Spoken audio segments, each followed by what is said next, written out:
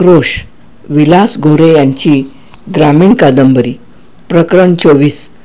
आनंदरावांनी मुलीचे मनोगत ऐकले, पण आंतरजातीय विवाहास त्यांचे मन परवानगी देईना.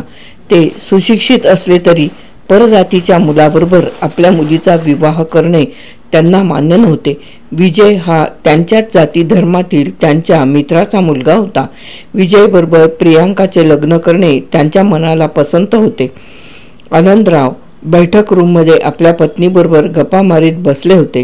प्रियांका कुठेतरी बाहेर मैत्रिणीकडे भेटायला गेली होती. प्रियांकाची आई बोलण्याच्या ओघात म्हणाली, प्रियांका लग्नाबाबत काय सांगत होती? ती म्हणत होती, माझे एका मुलावर प्रेम आहे. कुठल्या?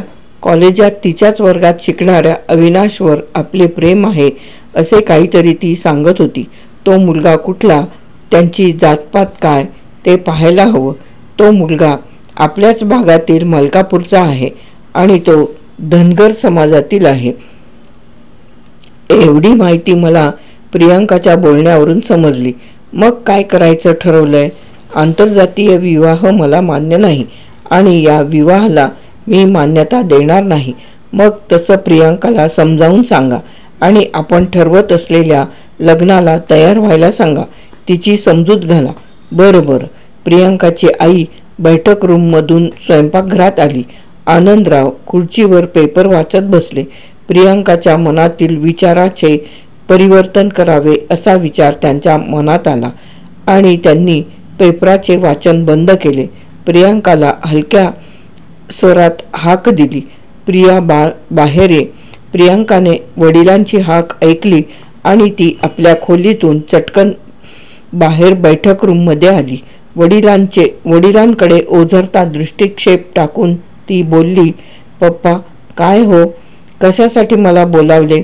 प्रियांका, मला तुला काही सांगायचे आहे. मला सांगा की.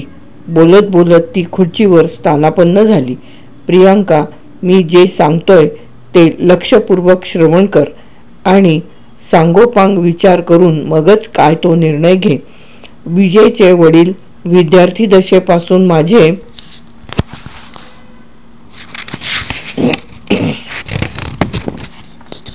मित्र आहेत. आम्ही BA एकाच वर्गात शिकलो आहे.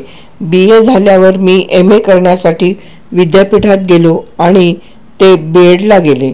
B.Edची पदवी मिळाल्यावर ते रयत शिक्षण संस्थेच्या माध्यमिक शाळेत शिक्षक झाले.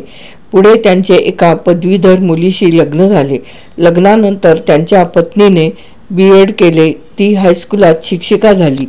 मी MA झाल्यावर रयत शिक्षण क्षेत्रात काम करीत असताना आमच्या गाठीभेटी व्हायच्या. त्या काळातच भावी आयुष्यात स्नेही व्हायचं आम्ही ठरवलं होतं. त्याप्रमाणे विजय तुला अनुरूप वर वाटत असल्यामुळे आम्ही लग्नसंबंध जुळवतोय. आमच्या इच्छेप्रमाणे तू विजयशी लग्न करण्यास अनुमती द्यायला हवीस. तुझा विवाह विजयशी होईल हा माझा दृढ विचार आहे. काळ्या दगडावरची रेघ आहे. यात कदापि बदल होणार नाही. पप्पा, प्रियांकाच्या तोंडून शब्द बाहेर पडत नव्हता. ती स्तब्ध राहिली. तिला पप्पांचे बोलणे सहन झाले नाही. ती उदास होऊन बैठक रूममधून बाहेर पडली.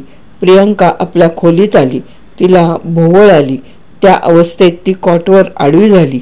तिच्या डोक्यात अनेक विचारांचे काहूर माजले होते.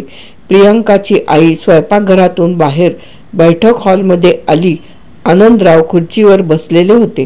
प्रियांकाची आई म्हणाली, अहो, प्रियांकाला बोलला का? काय म्हणते ती? अगं, प्रियांकाला लग्नाच्या विषयावर बोललो, पण ती काही बोलली नाही. स्तब्ध बसून राहिली आणि आपल्या मनातील विचार न सांगताच उठून गेली. मग काय ठरवलंय? मी माझ्या विचारापासून ढळणार नाही. विजय प्रियांका विवाह होणारच. या